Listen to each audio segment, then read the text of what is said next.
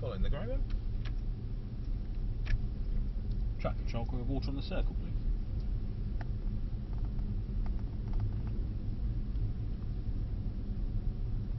So not the first one, second turning left. Straight on? Yeah, absolutely. So treat it like a great big roundabout. So we'll go around it as you would in a roundabout.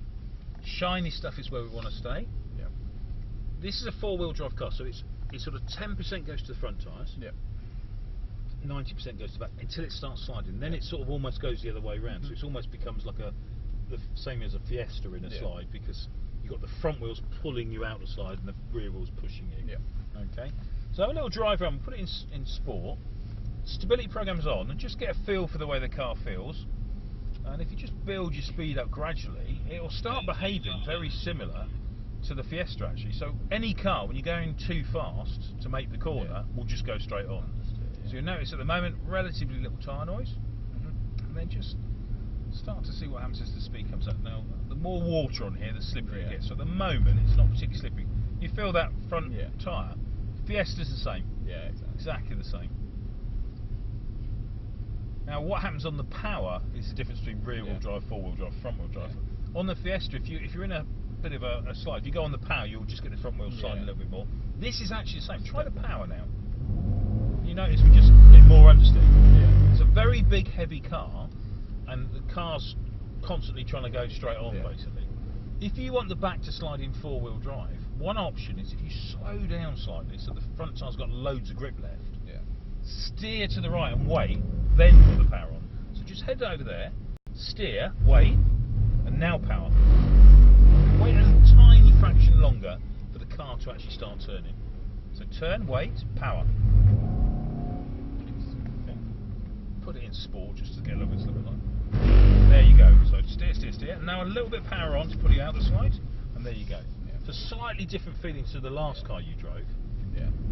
So forward drive, but you've got to let the front dig in first. So come off the gas a little bit and let the car start. Because you notice if you go on the gas too soon, it just pushes wide. And it's the same on the track. Go on the gas too soon in a car, before the car's finished turning, it won't turn. So contrast that with steering and waiting. So steer and wait, and now power suddenly. There you go. See the difference? Fraction later, keep the power on now slightly, to pull you out the slide, and relax.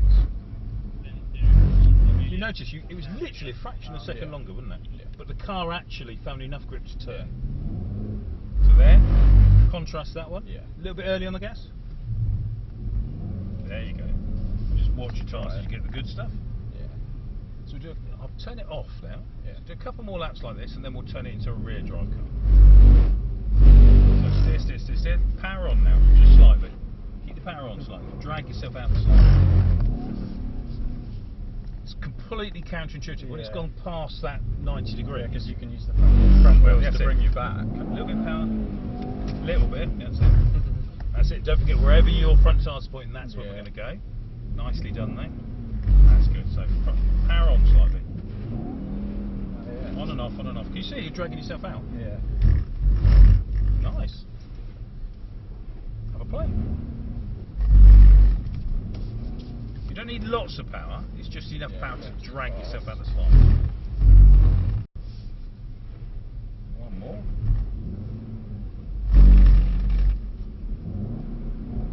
Keep the power on.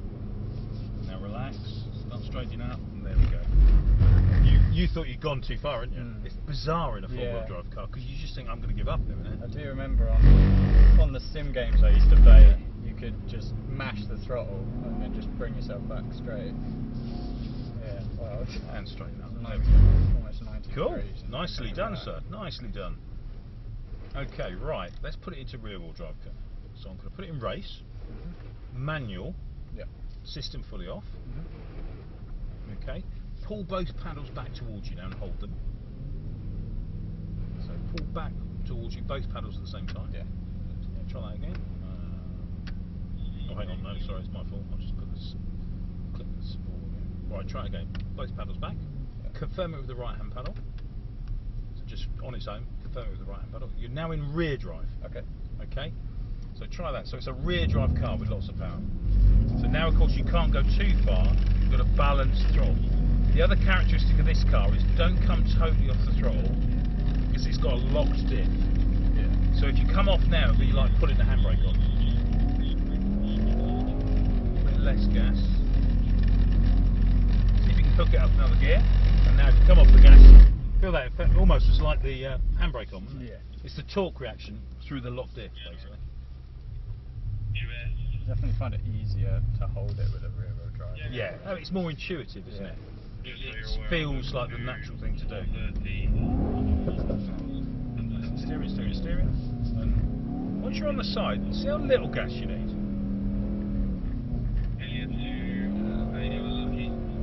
Watch yourself, you're going to find some grip. There we go. Just click up to second or even third gear if you can once you're in the slide. Keep the revs low.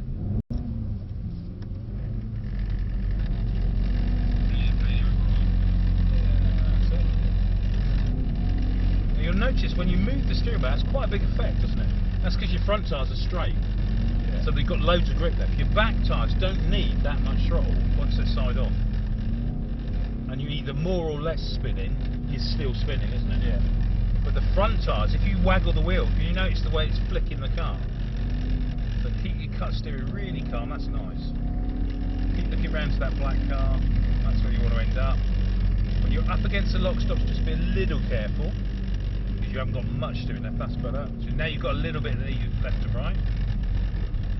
Keep it going, that's it. See if you can get up to third. There you go. And fourth, try and fourth. There you go, fourth gear. And see how little revs you need once the back tyres are on their sides. That's nice. They're all thinking, who's that in there? Yeah. Going around. And now, so get ready for the exit spin. So point your front tyres, ready to finish. Because what you don't want is when you come out of the spin, your front tyres to be going left or right. Yeah. So whip your head round. Think Strictly Come Dancing. Whip your head round and get ready for where you want your front tyres to be pointing. Okay, should we go do something else? Yeah. Cool. I think you cracked that one. A little bit more steering. That's it. So we're going to turn left and out past the grey car.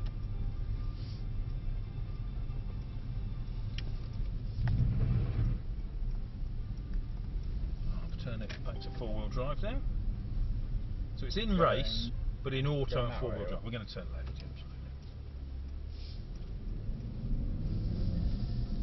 You want to try and launch?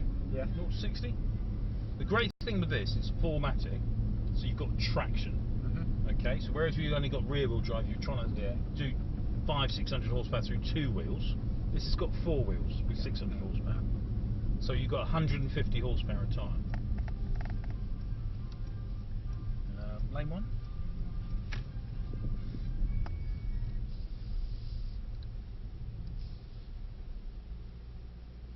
So we'll let the grey one go next.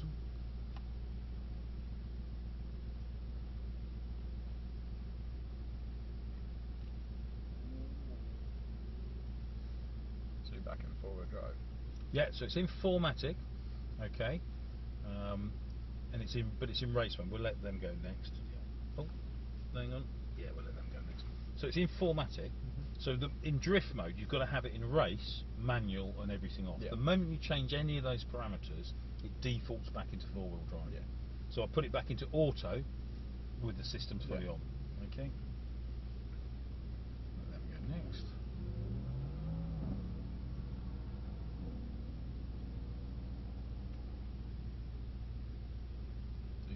Emergency stop or just... Yeah, so 0 to 60 back to 0 again? Yeah.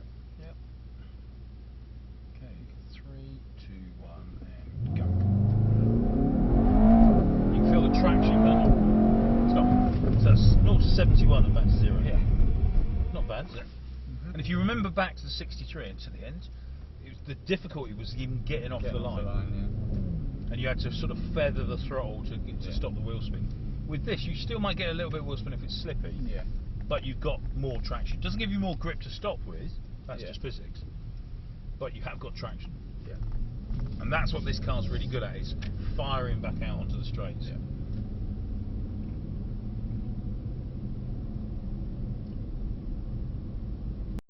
Go back in there. Yeah, well, do you want to have a little look around the circuit, re-establish just 3 or 4 laps in this? Yeah. learn the circuit ready for the GT, and then we'll maybe do a little bit of wet braking and stuff, and then we'll go and get the different car. So we can take the GT on the wet surface on the straight and do a little bit slip and slide side to side, absolutely. What we can't do is go around the circle, and the reason for that is the steering pumps aren't designed for it, so it just wrecks the steering pumps basically.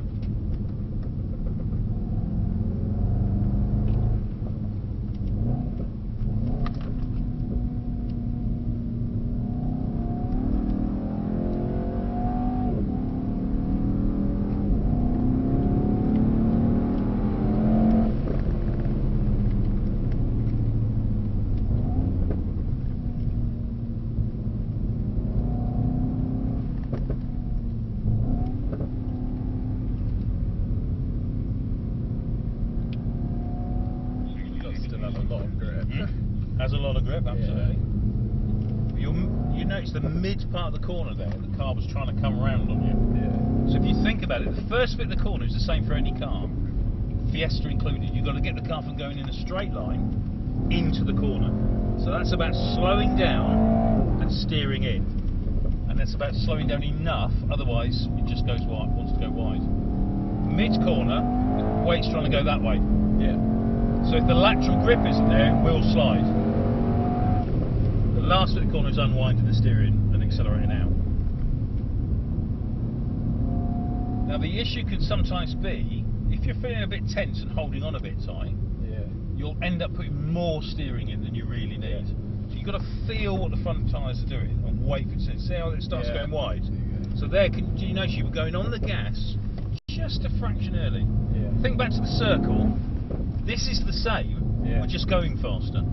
So if you go on the gas too soon, you'll get what the Yanks call push, the Americans call push. And it's a bit like that, isn't it? You're pushing the front tyres out. It doesn't brake as well. So just wait a little bit longer for the car to finish rotating in. And relax those arms. So drop your elbows, relax your hands, use your tummy muscles to hold you. Hold yourself in position, relax your arms and just feel the tyres. Relax, relax, relax, relax.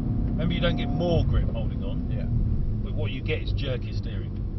So instead of maybe steering 50p's worth, it's £3. So wait. Now the car's turning, now you can put the throttle up. So slow it down and turn it, wait. See there, it just pushed it wide. Think about where the weight's going when you accelerate and brake. Yeah? So if you're in the corner, do you want the weight coming off the tyres before they finish steering? No.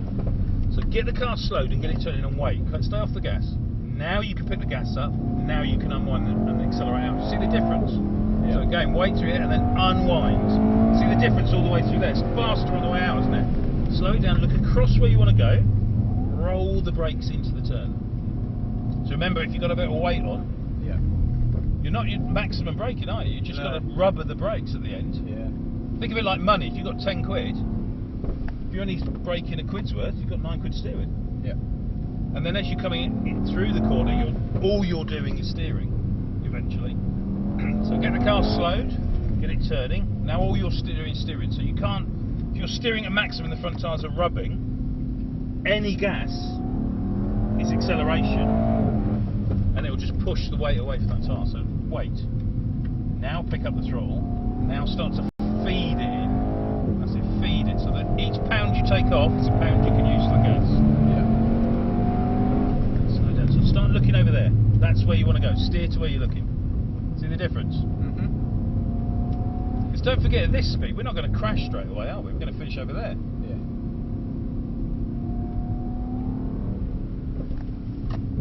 So look around, get the car turning, and now you can pick the slack up. Then you can accelerate as you come out. So the moment your hands are unwinding, that's when you go on the throttle, not before. So get it turning and wait. Get it turning and wait. Remember the circle. Wait, and then squeeze on the gas, and then... So you want to load the tyre up mid-corner, but you don't want to be accelerating. So just take the slack up, and then gently, aggressively, more, and unwind the steering. But don't forget, every degree of steering is drag. So all you end up doing is heating your tyres up or slowing yourself down. So you're trying to use the least amount of steering you can to make the car go where you want it to go. Wait, go away. I don't know what it is with the birds. I think it's because it's so wet. Yeah. All the worms are up on the surface. That's it. Get it turning. Now pick the throttle up. Now go. Slow it down. Get it turning. Over there. So look a bit further ahead, Scott. Look round for that orange cone. Look, spot the orange cone. Unwind your hands. And then as you come in here, look to your right. Spot the next orange cone. Wait for the car to rotate. Now pick the throttle up. That's it. Look up, down all the way down the straight. Open the steering. Spot the cones and brake really hard. Now wind the brakes off. That every fraction you come off the brake is a fraction you can start using the steering. Yeah. The other thing to think about, the reverse of being on the gas, is if you jump off the brakes, it unloads the front tyres, doesn't it? And if you're still trying to steer in, it unsettles the front tyres. So look and steer and wait, and then pick the throttle up and gas out.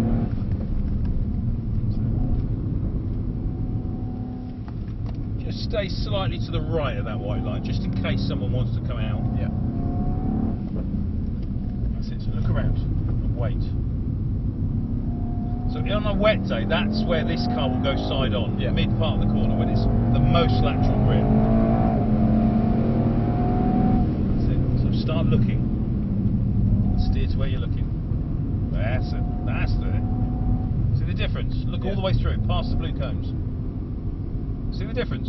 Because by looking first, you now know how much you're going to steer as well, don't you? Yeah. Which basically tells you how slow you've got to go. Yeah. Because if you think about it, you've got to work out where you're going to be at the inside of this corner. Backwards. So from there, back. Yeah. I think it's probably down to the fact that I'm used to driving on a simulator with one screen. Yes. And as much as I'd like 3 monitors, I haven't got them. So you're so used to looking straight on. You're now on a widescreen, so look up there, down all the way down the straight. Look down the straight. See the difference? Yeah. Now as you're coming in, start spotting over there. Get the car slowed down, get it slowed down, get it slowed down. That's it, because you've got to manage it all the way in. That's good. Look round. That's it. Relax. Wait for the car to... Let the car do the work for you. You don't have to hold on. You're turning past me. That orange cone, and then across there to where the red and white blocks are. Slow it down. Stay inside of the white line. That's it. Yes. Look across. See the difference in your steering? Yeah. You also know how much you're going to steer by looking first. Yeah. Because you think, Scott, you're trying to work out from here back up the road. Because this is the speed you're taking at that point. Yeah. Only if you know that can you work out where to come off the gas and where to go on the brake. That's it. So look across, start feeding the car in, feed it in, feed it in, feed it in. There you go. Okay. Do a cool down lap for me, just to cool the tyres back down. We'll have a little chat while we're going around. So if you think about the tyre, it's a rubber tyre, isn't it? So it's squidgy. Yeah. So it doesn't really want to go in any direction in particular. You're forcing it to change direction, creating a slip angle. Yeah. Okay? So you turn the wheel, the tyre turns, and forces the carcass in a different direction. Yeah. And then the bottom of the tyre is still trying to go straight on. Yeah. It's just being forced to change direction. So that must mean there's a slight delay. Yeah. So when you're going down the main straight, if you start taking the slack up in the steering, you'll start getting the tyre ready, won't you? You're sort of pushing up against... You're not turning it, you're just pushing up against that slack in the steering rack and in the tyre. Yeah. The moment you then start to turn, you've already woken the tyre up. Yeah. Whereas if you arrive, then turn, you go through the slack period on the tyre, until the tyre creates a slip angle, then it generates the grip. So it's called hinting. Yeah. Okay? So that's another thing to think about. The bigger and heavier the car, the earlier you've got to start getting it to try and change direction. Yeah. You know, if this was my Tuscan, okay, a ton, this is 2.1 tons virtually, more with me and I had a big lunch. Okay? Yeah, we'll go off and do something else. So my Tuscan is a ton, and it's got 350 horsepower. This is over 2 tons with 600 horsepower. Yeah. So the power to weight is actually better in the Tuscan. More importantly, it's easier to get it to change direction. Yeah. You know? So you just build that in, and as you say, you're absolutely right, there's nothing wrong with your driving, but just think about where you want the car to end up. Let's go left. And you're right, I think the vibration on the sim, you're just not quite getting that full view. No, it doesn't take much, you just looked a bit further ahead. but you're working it out from where you want to be back to where you are now. Yeah, follow him. So when you think about it, when people say arrive in a corner too fast, and I might say, well, you know, what did you do then? And they go, well, I braked too late. And you go, well, did you brake too late, or did you come off the gas too late? Yeah. Because until you're off the gas, you can't be on the brakes. Yeah. And until people realise that everything starts happening further behind them, you know, whatever we do here affects what happens down there, and that we only find out down there what's going on. Yeah.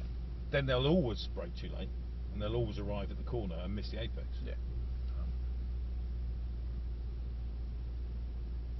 What do you think? It's quite an impressive, Yeah, for a big heavy car. Yeah, definitely. Yeah, so my Fiesta would turn in and just understeers. But if you think about it, the Fiesta on that first the turn is no different. Yeah. If you are getting a bit of understeer, have a think about how fast you're going relative to how much grip you can generate, or how much steering you're adding. Yeah. Because the more you're steering, actually sometimes you get to a point where you get less grip. Yeah. Because you've gone past the optimum point. We'll let John go next. If you plot tyre grip on a graph, it sort of goes up and up and up and up and up, and then you get there, and then there's a stall point. If you look at it, it drops right off. Yeah. Just like a plane swing, really. And you always want to be this side, not the wrong side, because when it stalls, and you sometimes see it in racing where they've just gone too far and it just stalls.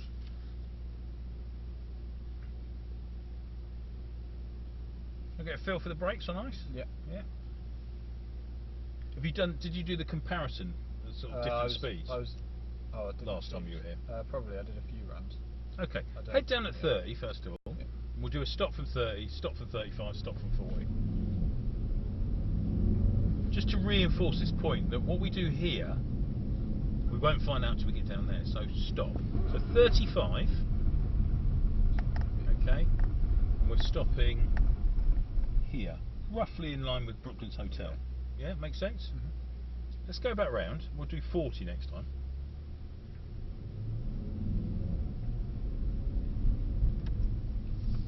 So I think last time we were trying to sort of be right on the edge of the ABS. Yeah. So obviously if you use the ABS too much, it's actually worse. Absolutely, yeah. Right on if you can be dancing right on the edge of it. But let's see the effect of speed. So do 40 instead of 35. Yeah. When you get to where we stopped, imagine you're still sat there. Keep an eye on your speed. See how fast you're still going. Yeah, by all means, sort of play around with the edge of grip. We can do it in the GT car as well. Yeah.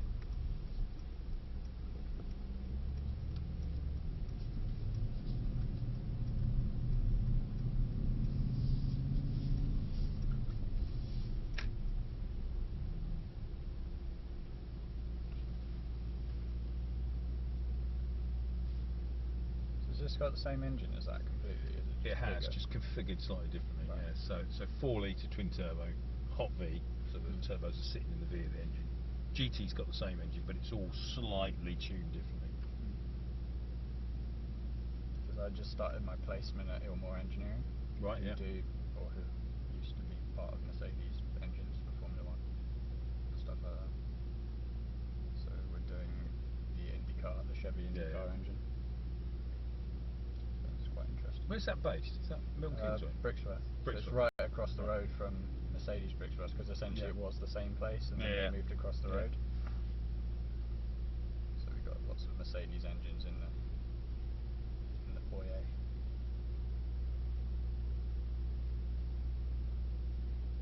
Do you live up that way as well? I do now, just for this year, and then I've got 2 more years back at uni after that. Whereabouts are you in? Bath. Alright, yeah. I like Bath. Where are you from originally? Guildford. Right. Oh, just up the road. Yeah, exactly, not far. Cool. Okay. So same idea, 40. 40. Keep an eye on the speed. See where you're really slowing down. That's cool. Nice, yeah. Stop. So 42, so 7 miles an hour more. If you remember, we stopped here. Yeah, we're off. And then it'll grip. And then it'll grip, absolutely. So you can see that, you know, you only find out down there whether you're slowing down. So that's why it's always better to be hard and early on the brakes on the track. We're going that way. Because, we'll go back around. Of course, the worst thing in the world is you arrive at the corner still carrying quite a lot of speed and realise there's less grip. when you get down there, because someone's spilled oil on it, or there's so much rubber laid down and it's wet that the water's sitting on top of the rubber. Yeah.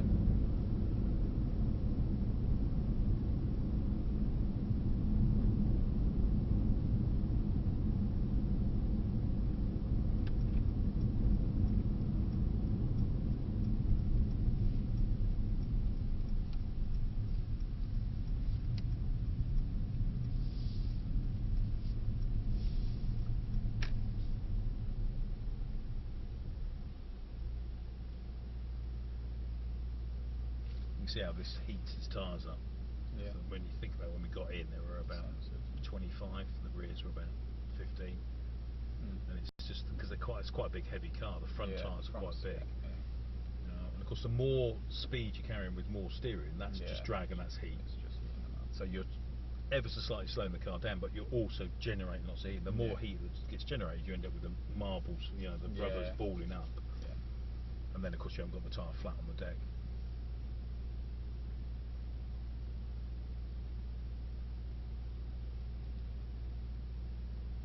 Try 30 this time.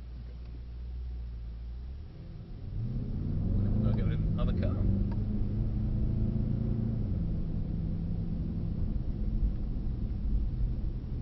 So. Nicely done. And you can see the differences. Yeah. So 30, 35 was there and 40 was down there. Yeah. But it's not just the fact you can't stop. Yeah. It's just how fast you're still going. Yeah. So, you know, some people when they go, oh, is that why the accidents look always worse in town? You know, because people go, they must have been going really fast. No, it's going 5 mile an hour faster than the one in front. Yeah. But the one in front stops and you're still doing 20 mile an hour and you're playing at the back of it. And going left, let's go get the other car.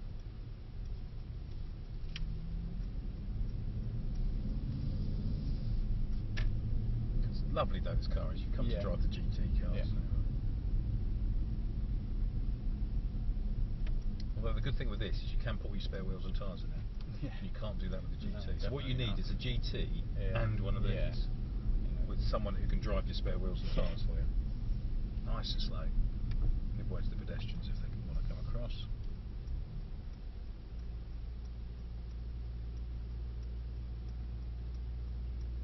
Where should we pull up? If we reverse into that space.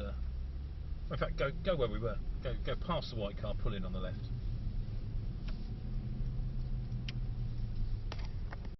Space ahead if you want, mate.